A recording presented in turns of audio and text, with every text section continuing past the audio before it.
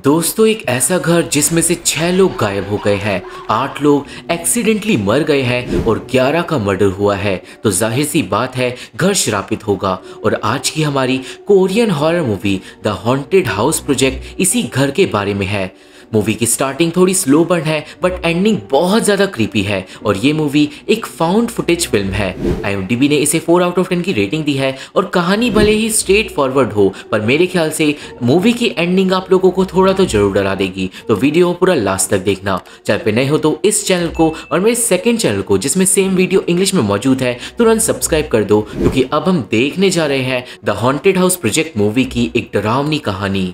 तो ये कहानी शुरू होती है हमें बताते हुए कि जून 2010 में द हॉन्टेड हाउस एक्सप्लोरर्स नाम की एक डॉक्यूमेंट्री टीम डॉक्यूमेंट्री बनाते वक्त गायब हो गए थे, जिनके नाम थे ली जो प्रोड्यूसर थी, कैमरामैन चॉय, साउंड रिकॉर्डर जी यंग और हॉन्टेड हाउस क्लब के 3 मेंबर्स मीजिन, वॉन सू और वूराम। और उनके साथ जो हुआ वो हमें फाउंड फुटेज के द्वारा दिखाया जाएगा। सीन अब जाता है प्रोड्यूसर ली पे, जो इन्वेस्टिगेशन से पहले उस जगह को ढूंढने के लिए जा रही थी कैमरामैन चॉय के साथ। अब यहाँ पे सबसे पहले वो लोग आस पड़ोस के लोगों का इंटरव्यू लेते हैं और हमें पता चलता है हॉन्टेड हाउस की हिस्ट्री के बारे में। असल में पास्ट में मिस्टर किम नाम का एक आदमी अपने परिवार के साथ एक छोटे से टाउन में रहने के लिए आया था और उसने एक कुकी फैक्ट्री को खोला था।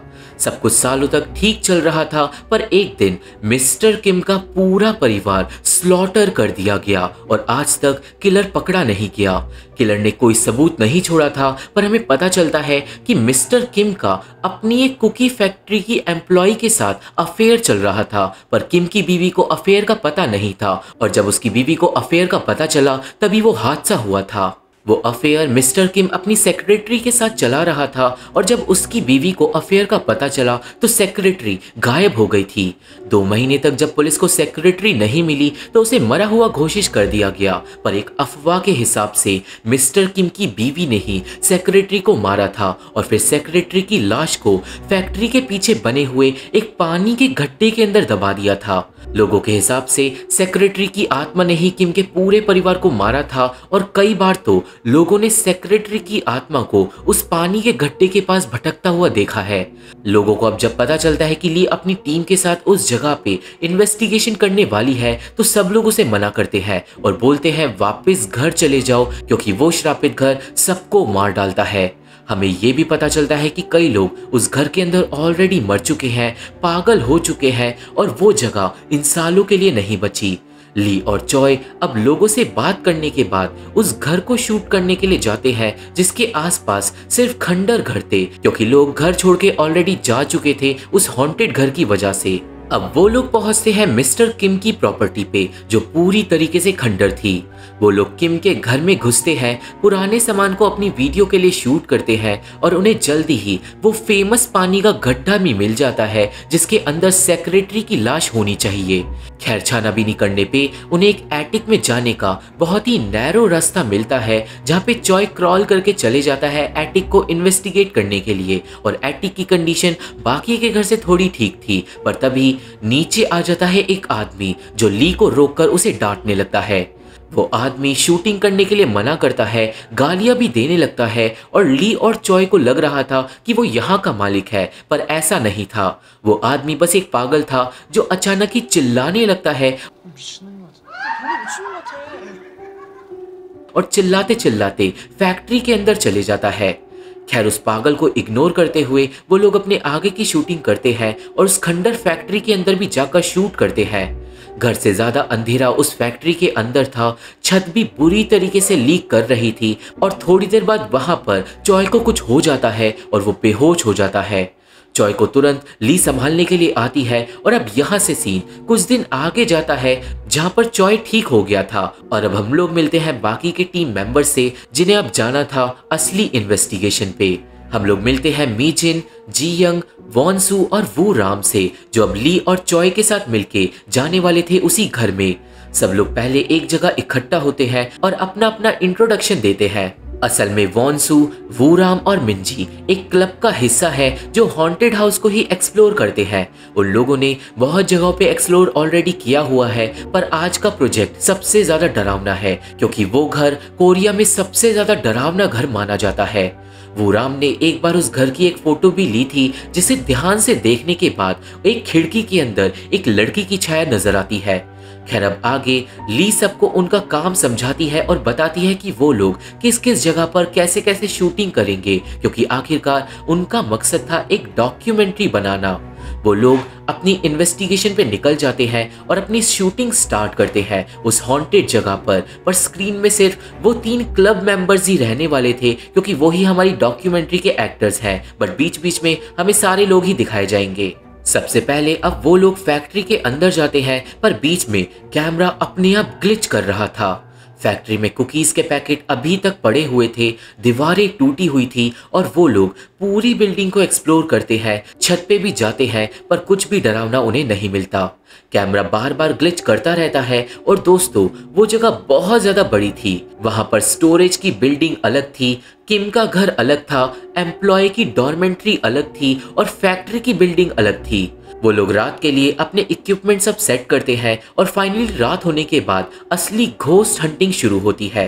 वॉन्सू और बाकी लोग साइंटिफिक एक्सपेरिमेंट का यूज करते हैं और एक कमरे में पहुंच जाते हैं जहां पर एक क्लोजेट के अंदर से कुछ रीडिंग्स मिल रही थी। वॉन्सू क्लोजेट को खोलता है पर अंदर कुछ भी नहीं था। वो लोग चेक कर ही रहे थे कि अचानक ही क्लोजेट पे लगा हुआ शीशा अपने आप टूट जाता है। सब लोग बुरी तरीके से डर जाते हैं और घर के बाहर जाकर बैठ जाते हैं। और अब इसके बाद मिंजी घर के अंदर नहीं जाना चाहती थी। कैमरामैन जॉय अब अकेला ही घर में जाता है थोड़ा फिल्म वगैरह करने के लिए, और वो पहुंचता है किचन में जहां पर किम की बीवी की लाश जली हुई मिली थी।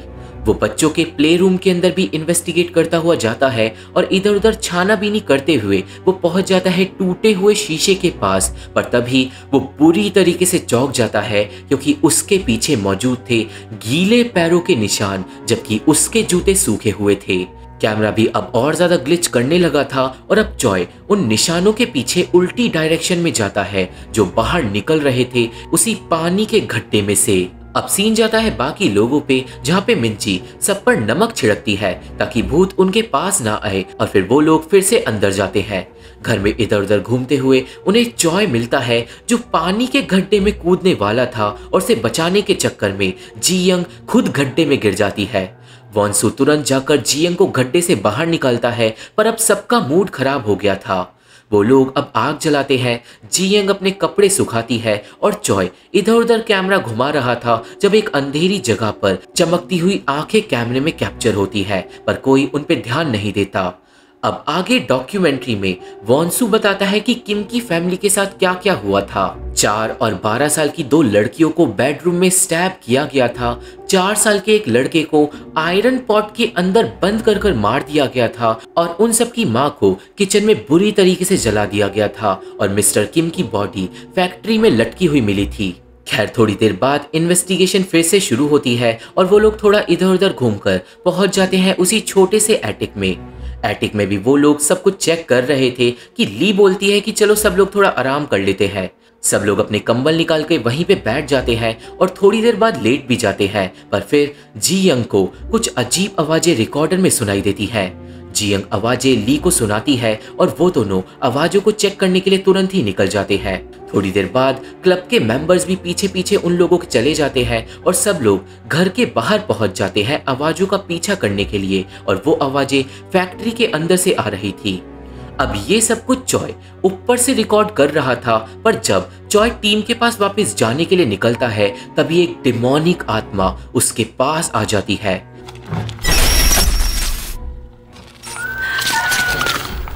कैमरा ग्लिच करने लगता है और उस खौफनाक आत्मा का चेहरा हमें ग्लिचेस के बीच में दिखाया जाता है, जो बहुत ही ज्यादा डरावना था। और अब दोस्तों यहाँ से जॉय हो जाएगा पोजेस्ड। सीन क्लब के मेंबर्स पे अब जाता है जो एक अर्न के अंदर कुछ रिचुअल कर रहे थे, जिससे वो लोग भूतों से और ज्यादा इजीली कांटेक्ट कर पाएंगे, और ये काम वो अपनी हर एक्सप्लोरेशन पे करते हैं भूतों से बात करने के लिए। पर यहाँ पर ये काम करना उनकी सबसे बड़ी गलती थी।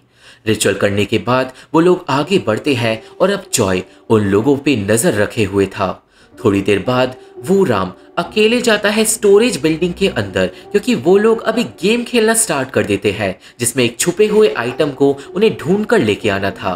वो राम बिल्डिंग के अंदर थोड़ा डर डर कर अपना आइटम को वापस फाइनली ले आता है, पर फिर बारी आती है मिंजी की।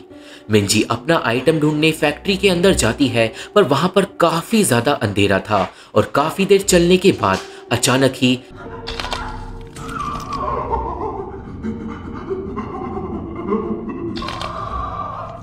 एक आत्मा मिंजी को पकड़ लेती है और मिंजी होने लगती है पोजेस। वो डिमोनिक तरीके से हंसने लगती है, कांपने लगती है, चिल्लाने लगती है और उसकी रीढ़ की हड्डी बार बार टूटने लगती है। प्रोड्यूसर ली, जो उस वक्त कैमरा संभाल रही थी, तुरंत कैमरा छोड़कर मिंजी को बचाती है, जो अब बेहोश हो गई थी। बाहर लाकर मिंजी को पानी वगैरह पिलाया जाता है, पर जब उसे होश आता है तो थोड़ी देर बाद उसका इंटरव्यू लिया जाता है। ली मिंजी से पूछती है कि अंदर तुम्हारे साथ क्या हुआ था, और मिंजी बताती है कि जमीन गीली थी और फिर उसके हाथ अचानक गीले हो गए और फिर अचानक ही उसकी पैंट के अंदर बहुत सारे बाल घुसने लगे। सब कुछ याद करके मिंजी फिर से घबरा जाती है और वो इंटरव्यू नहीं दे पाती।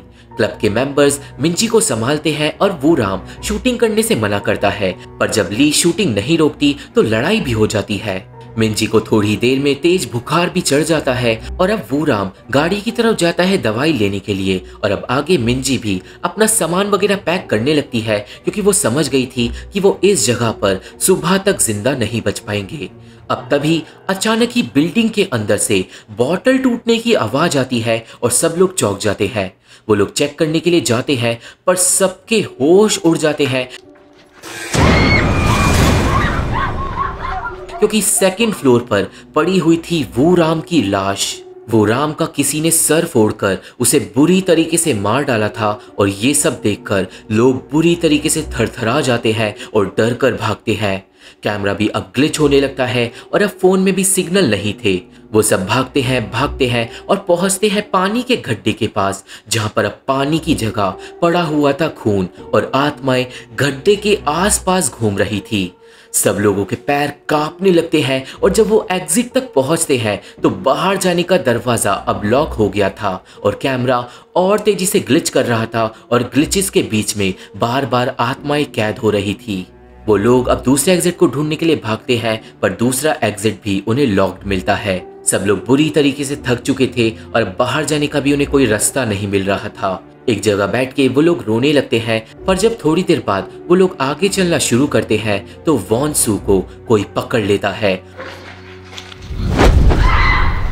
और अचानक ही अंधेरे में खींच कर ले जाता है।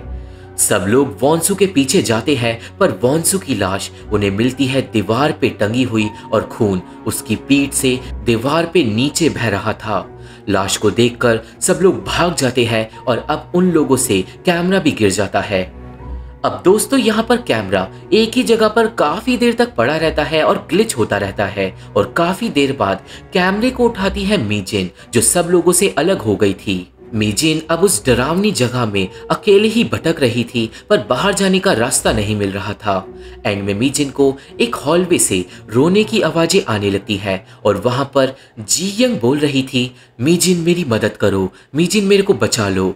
आवाज के पीछे पीछे मीजिन एक कमरे तक पहुंचती है, जहां पर पहले तो सब कुछ अंधेरा ही अंधेरा था, पर अचानक ही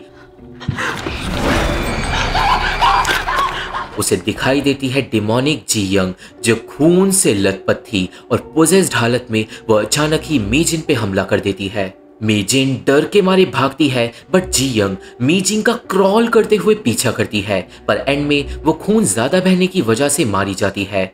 मीजिन अब पूरी तरीके से डर के भागती है और वो जाकर टकरा जाती है प्रोड्यूसर ली से। अब वो दोनों एक दूसरे को संभाल ही रहे थे कि तभी पीछे से प्रोड्यूसर ली को आकर मार देता है पोजेस्ड चॉय। डिमोनिक चॉय अब मिंजी को मारने के लिए भी आगे बढ़ता है और अब मिंजी अपनी जान बचाकर भागती है।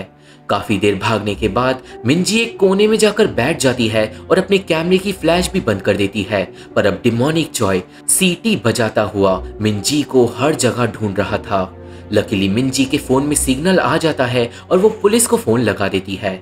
अब मिंजी पुलिस को सब कुछ बता रही थी और दोस्तों ये रिकॉर्डिंग हमें मूवी की स्टार्टिंग में भी सुनाई गई थी, पर ब्लैक स्क्रीन के साथ। खैर पुलिस इससे पहले कुछ भी समझ पाती, पोजेस्ड जॉय उसे पकड़ लेता है और घसीटता हुआ अपने साथ ले जाता है और एंड में कैमरे को ही उठाकर मिंजी की खोपड़ी कैमरे से फोड़कर उसे बुरी तरीके से मार डालता है। मिंजी के मरने के बाद जॉय अब बैठकर रोने लगता है, पर अचानक ही होता ये है कैमरा चालू हो जाता है और वो एंटिटी अब बढ़ती है जॉय की तरफ। जॉय डर के मारे भागता है, पर वो जाकर खून के गड्ढे के अंदर गिर जाता है, जहां पे वो सेक्रेटरी बाहर निकलती है और जॉय को खींचकर अंदर ले जाती है। जॉय भी मारा जाता है और ये मूवी एक जंप स्केयर के साथ खत्म हो जाती है। पर दोस्तों मेरे ख्याल से किम की फैमिली को खुद किम ने ही मारा होगा, क्योंकि शायद सेक्रेटरी ने उसे पोजेस कर लिया होगा और मेरे ख्याल से एंड में मिस्टर किम को रिग्रेट हुआ होगा अपनी फैमिली के मरने का और इसलिए उसने खुदकुशी कर ली होगी। और शायद इसलिए ही मूवी में हमें ऐसी स्टोरी दिखाई गई है कि सेक्रेटरी ने पहले जॉय को पोजेस करके सबको मरवा डाला और फिर एंड में जॉय को भी मार डाला। पर आप लोगों को क्या लगता है मुझे कमेंट में जरूर बताना। तो ये थी explanation the haunted house project movie की और मुझे आशा है कि आप सभी को ये मूवी समझ आ गई होगी और मेरी वीडियो पसंद आई होगी। ये मूवी देखनी है तो मेरा टेलीग्राम चैनल ज्वाइन करना होगा। मेरे फेसबुक पेज का लिंक और बाकी social media link description box में मौजूद है, तो अगर आप लोग मेरे से जुड़ना चाहते हो तो आप लोग मेरे को वहां पे फॉलो जरूर कर सकते हो। वीडियो पसंद आई हो तो वीडियो को लाइक करके मेरे इस चैनल को और मेरे सेकंड चैनल को जल्दी से जल्दी सब्सक्राइब कर दो, क्योंकि इन्हीं चीजों से मेरे को हेल्प मिलती है। और मैं आप लोगों से मिलता हूँ अपनी अगली वीडियो में, तब तक के लिए थैंक यू, बाय बाय।